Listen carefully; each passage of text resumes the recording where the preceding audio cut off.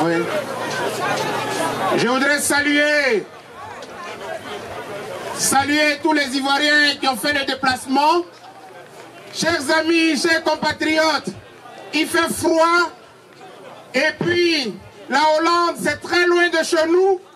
Nous nous sommes déplacés pour une cause, une nation, une patrie appelée Côte d'Ivoire et un leader incontestable, incontesté, appelé Laurent Gbagbo. C'est ma nature. Dieu m'a donné cadeau. Je ne vais pas être long, mais je vais vous dire deux choses. La première, je suis arrivé ce matin d'Italie. Je suis arrivé un peu en retard, mais j'ai eu l'insigne honneur de suivre une partie du procès à l'intérieur. Donc je me donne le devoir de dire le peu que j'ai entendu à mes compatriotes. Deuxièmement, mes compatriotes me permettront, en tant que militant des droits de l'homme, exilé politique, depuis la crise grave qui est advenue dans notre pays, mes compatriotes me permettront de donner mon impression personnelle sur le peu que j'ai entendu ce matin.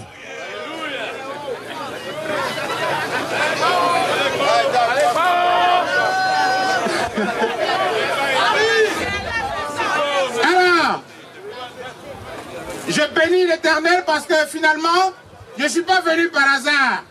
Parce que nous, à l'intérieur, on pensait que vous suiviez ce qui se passait. Mais ce n'est pas grave. Vous savez...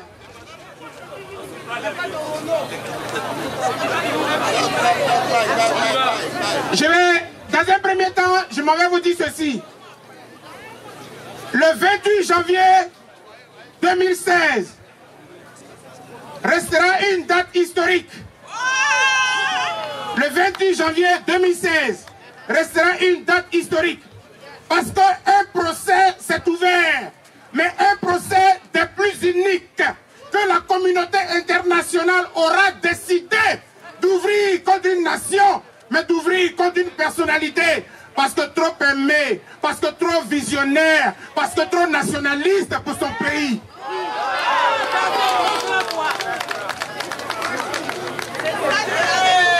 Mais quand ce procès s'ouvre aujourd'hui, chers compatriotes, vous devez savoir que nous sommes partis pour un marathon. Parce que le président du tribunal a donné une esquisse du programme qui nous amène au-delà du mois de août. C'est-à-dire que tous les jours, il y aura procès. À un moment donné, ils vont faire une petite pause. Je crois, j'ai toutes les notes là, excusez-moi si je n'ai pas les dates précises. Mais à compter d'aujourd'hui, le procès va se continuer jusqu'après le mois d'août.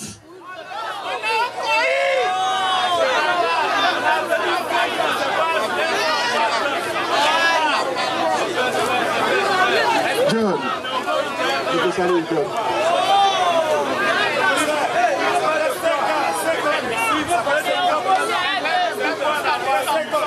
Alors, pourquoi il est important que je vous donne cette information?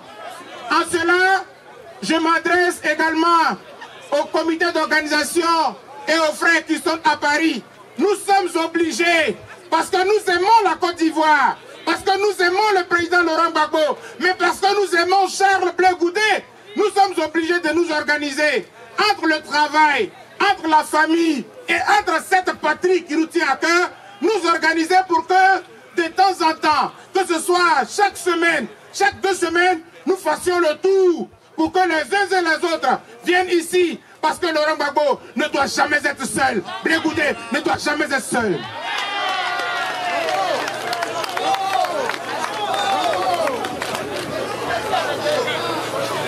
Conformément aux 2 points que je vous ai annoncés, je vais essayer d'être le plus objectif possible en relatant les faits que nous avons entendus. Mais vous me connaissez et vous savez très bien que dans la salle, je n'étais pas seul. Il y avait des journalistes nationaux et internationaux. Il y avait des compatriotes de tous les bords politiques. J'ai retrouvé des amis de la société civile ivoirienne, des compatriotes qui sont venus d'Abidjan. Donc ce que je vais vous dire s'agissant de ce que Mme Bensouda a dit, je voudrais que cela soit dans votre esprit très proche de la vérité de ce qu'elle a dit ce matin. Premier point. Mme Bensouda, lorsqu'elle prend la parole, la première chose sur laquelle elle insiste, mais comme toujours, Mme Bensouda précise que le procès là, ce tribunal appelé Cour pénale internationale, autant pour moi, son rôle, ce n'est pas de dire qui a gagné l'élection en Côte d'Ivoire et qui a perdu l'élection en Côte d'Ivoire.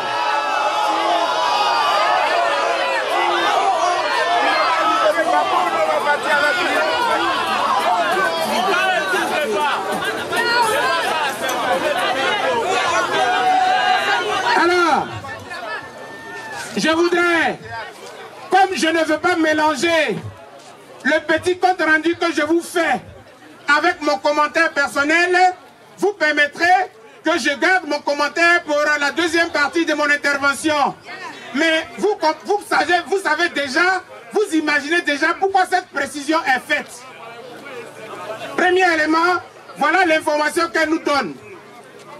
Deuxième élément, en fait, quand on résume, qu'est-ce qu'elle reproche au président Laurent Gbagbo et à Charles Blé Goudé? Parce que maintenant, c'est un procès combiné.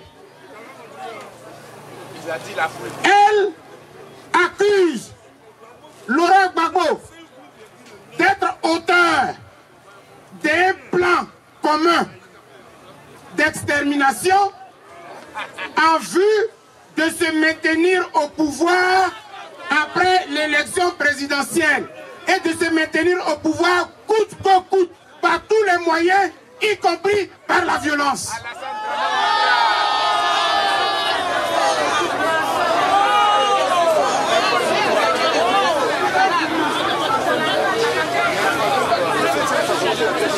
Donc, chers amis, je vous donne ce qu'elle a dit. Je résume cela point par point. D'ailleurs, ce n'est pas fini, parce que son collaborateur, McDonald, normalement, il devait prendre la parole pour continuer à donner un certain nombre d'informations lorsque la technique a fait défaut. C'est parce que la technique a fait défaut, ils n'ont pas pu faire la projection que la seconde séance a été levée. Donc, en réalité, ça continue. Je suis ici, je ne compte même plus y retourner parce que, bon, je mets ça dans les commentaires. Parfois, c'est révoltant. Parfois, c'est révoltant. Je vous assure, il faut être fort. Peut-être même que quand vous n'êtes pas à l'intérieur, je veux dire que c'est pas forcément bien, mais parfois c'est mieux. Parce que pour les cardiaques, parce que pour les patriotes, parce que pour les nationalistes, c'est révoltant quand vous entendez cette femme parler. Troisième élément.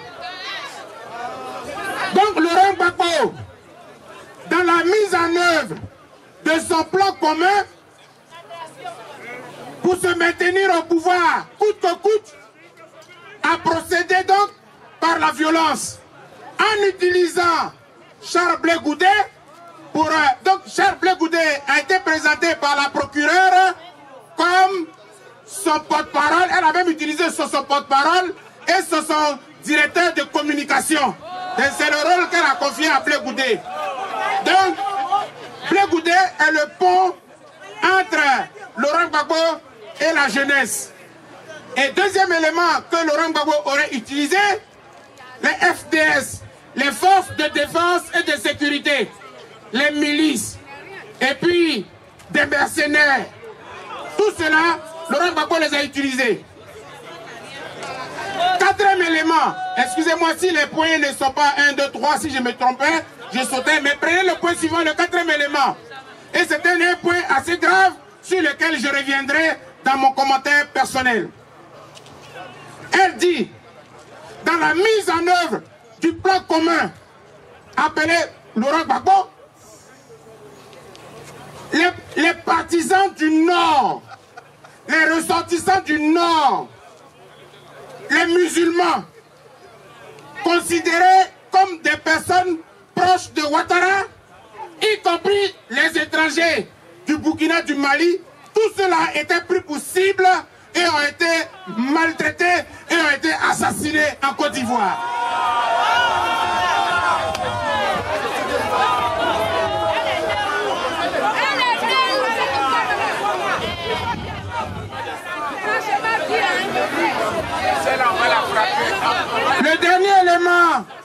Le dernier élément que je voudrais évoquer, parce que vous voyez que j'ai pris beaucoup de notes, mais je vais vous faire ce compte rendu là de façon succincte.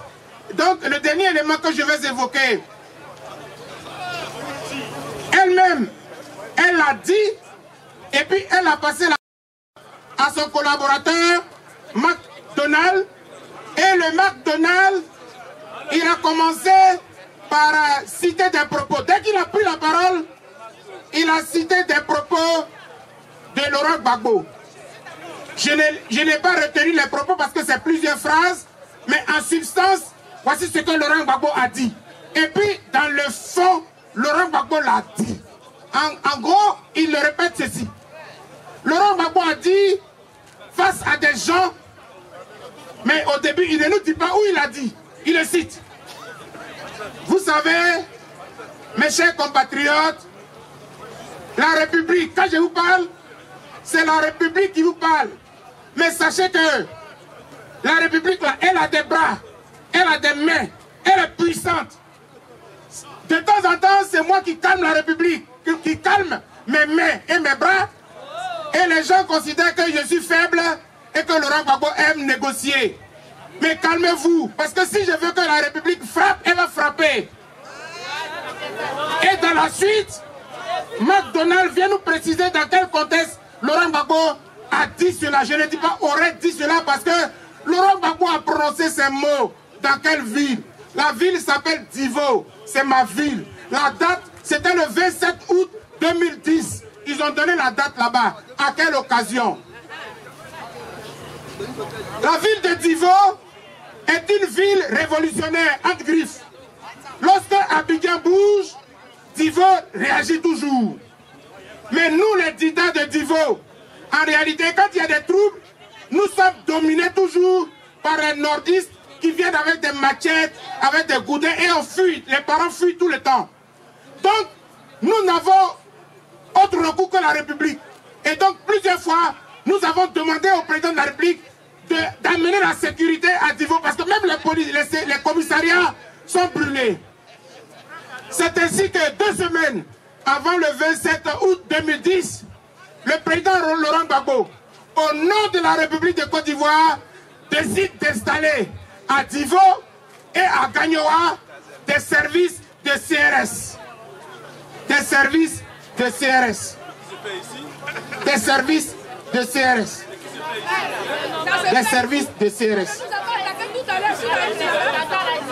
Chers amis, je voudrais, en me limitant à ce niveau, considérer que j'ai fini de rapporter un peu ce que la procureure a dit. Et maintenant, je me permets, parce que comme je ne suis pas seul à intervenir, je me permets de faire les commentaires suivants, en commençant sur le dernier point avant que je n'oublie. La République, et puis enlever cette affaire des juristes, je ne suis pas juriste, on s'en fout de ça. Nous sommes tous des républicains parce que nous sommes dans des États modernes qui fonctionnent sur des principes républicains. Depuis que, en 1789, il y a eu la Révolution française qui a tué ici en France un roi, la reine, etc. La République a été instaurée. Et dans la République, comment fonctionne une République? La République, la force de la République, c'est l'armée, c'est la gendarmerie, c'est la police. Un président de la République, en fonction de la Constitution, non seulement il est le garant de la sécurité de tous les citoyens, mais c'est lui qui incarne la nation. Et s'il y a un seul citoyen qui est en danger, le chef de l'État a le devoir de protéger tous les citoyens. Le fait qu'un président de la République dise à ses concitoyens, dans votre ville il y a assez de troubles, méfiez-vous. Je suis le président de la République, je vous envoie les CRS parce que la sécurité doit être assurée pour tous les citoyens. Chers amis, si ce propos-là était considéré comme un crime, tous les présidents français allaient mourir, tous les présidents américains allaient mourir.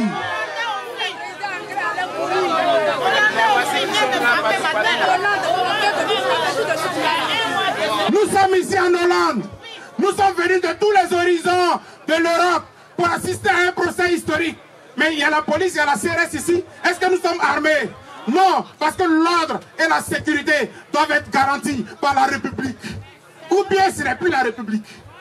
D'ailleurs, et je me permets de le dire aujourd'hui devant vous, d'ailleurs, dans les commentaires que nous faisons, dans les analyses que nous faisons, que ce soit des hommes de Dieu ou des laïcs, nous considérons que Laurent Gbagbo était trop faible. Laurent Gbagbo était trop faible. Parce que la République, elle se fait respecter.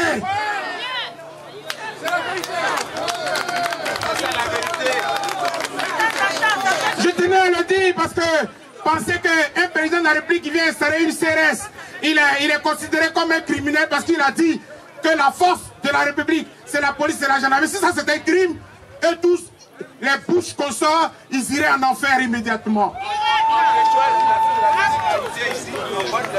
Autre chose que je voudrais dire dans les commentaires, chers amis, ce que je crois, ce procès-là, le nœud de ce procès, c'est, et le président Laurent Gbagbo a raison d'insister, et je crois que Maître Atit a raison d'insister, que j'ai vu ce matin et que j'ai salué Maître Atit. Le plus important dans ce procès, c'est de savoir finalement qui a gagné l'élection présidentielle. Qui a gagné l'élection présidentielle? Qui a gagné l'élection présidentielle? Et vous savez pourquoi Laurent Gbagbo a raison? Parce qu'en réalité, on dit que Laurent Gbagbo a tout fait pour se maintenir au pouvoir par tous les moyens. Mais attendez, attendez, un président du Conseil constitutionnel proclame une personnalité entre deux et comme étant vainqueur de l'élection présidentielle. Est-ce qu'il a commis un crime que de bénéficier d'une décision d'un juge? Si vous considérez qu'ici, il y a mensonge, il faut accuser le juge, mais il ne faut pas accuser le bénéficiaire de la décision de justice.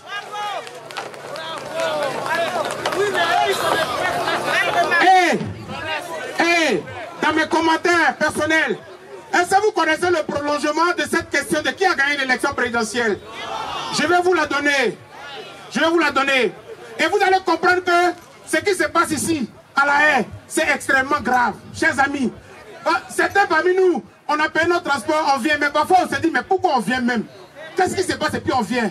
Parce que dans le domaine des droits de l'homme, que je connais depuis plus de 20 ans, on a un adage qui dit, lorsque la justice est saisie, tout le monde se dessaisit.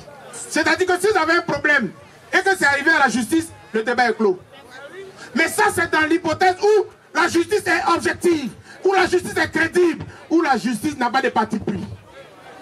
Or, dans le débat de la Côte d'Ivoire, pourquoi Mme Bensouda ne veut pas qu'on parle de qui a gagné l'élection? Parce que tout le problème est là.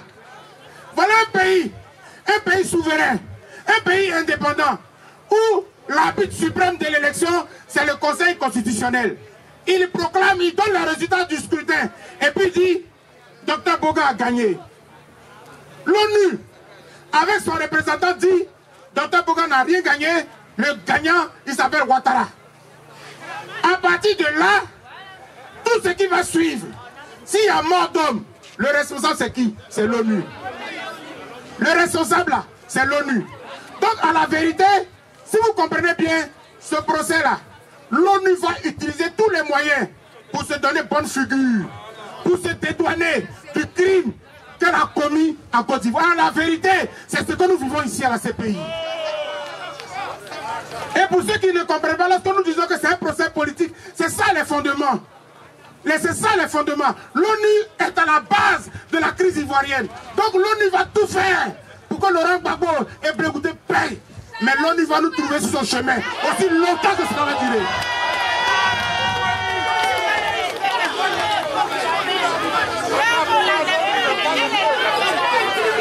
Et en cela, je me permets, chers amis, je me permets d'ouvrir la parenthèse en cela. Oh, mais en cela, qu'est-ce que c'est beau, mais qu'est-ce que c'est une grande fierté que d'être un Ivoirien. Nous sommes un pays de 322 000 km². Nous sommes à peine, en réalité, 18 à 19 ou 20 000 Ivoiriens en réalité, mais inondés par les étrangers. Mais nous avons tenu tête. Nous avons tenu tête depuis 5 ans. nous sommes dans la rue, nous sommes dans le froid, nous sommes dans la neige. Parce que notre pays là, vous pouvez tout faire, mais vous n'allez pas venir nous marcher dessus. Comme si nous étions recolonisés. On les refusera toujours. Chers amis, l'ONU veut se dédouaner en Côte d'Ivoire. L'ONU a pris Laurent Gbagbo en otage et Blé Goudé en otage. La procureure, et je m'en vais terminer, la procureure a dit, vous savez, ce qu'elle a dit ce matin, la grave bêtise qu'elle a prononcée ce matin, et que moi je considère comme quelque chose de très grave pour la Côte d'Ivoire. Si les Ivoiriens suivent ce procès, c'est là où elle a considéré que, à cause de Ouattara, Laurent Gbagbo et ses partisans ont ciblé les nordistes, les musulmans et les étrangers. Je considère que c'est extrêmement grave. Parce que si la justice est le garant et le passage obligé pour obtenir la paix, je pense que la procureure Bensouda est en train d'attiser, est en train de créer des séquelles, des voies d'une guerre civile, d'une guerre tribale, d'une guerre religieuse en Côte d'Ivoire. Mais jamais cela n'arrivera chez nous. Jamais. Et je m'en vais dire ceci. Elle-même, comme elle est consciente que c'était trop grave, après, elle s'est ressaisie en disant, je précise que je ne suis pas en train d'accuser une ethnie, je ne suis pas en train d'accuser une tribu, mais j'accuse Laurent Gbagbo et Blé Goudé. Chers compatriotes, je suis venu comme vous d'ailleurs. Je suis arrivé ce matin d'Italie. Sachez qu'on est nombreux. Nous sommes, parfois on a la chance d'être devant les médias, d'être sur les tribunes, de parler. Donc beaucoup de mes compatriotes, de mes frères parleront aussi. Mais sachons que ce que nous sommes en train de faire aujourd'hui, j'ai fait plusieurs conférences, même ici, en Allemagne, je leur ai dit, chers amis, et je vais vous le dire encore aujourd'hui, parce que j'ai l'occasion. Chers amis, quand nous étions au primaire, quand nous étions tous au secondaire, il y avait une partie de nos leçons qu'on appelait les dates à retenir. Vous vous rappelez, non? Les dates à retenir. Aujourd'hui, il n'y a plus de dates à retenir. C'est fou. C'est chacun de nous qui écrit les dates de la Côte d'Ivoire. C'est chacun de nous qui écrivons l'histoire de notre nation. Personne ne nous envoie. Laurent Gbagbo, il est embastillé, il est bâillonné. Il ne peut plus dire à quelqu'un, venez marcher pour moi. Si nous le faisons par instinct patriotique. Si nous le faisons parce que notre pays, il n'y en a pas deux. Si nous le faisons parce que nos enfants, ils sont là, en train de regarder. Qu'est-ce que mon père a fait? Qu'est-ce que ma mère a fait au moment où mon pays était en danger? Chers amis, c'est un discours de conscientisation. Certains parmi nous, parce qu'en Europe, ils ont leur famille, ils ont leur voiture, ils ont leur travail, ils ont des enfants. Ils se disent, marchez, moi je travaille. À celui-là, tu es perdu. Parce que ce que tu as, tu n'es rien et tu ne seras jamais rien. J'ai parlé.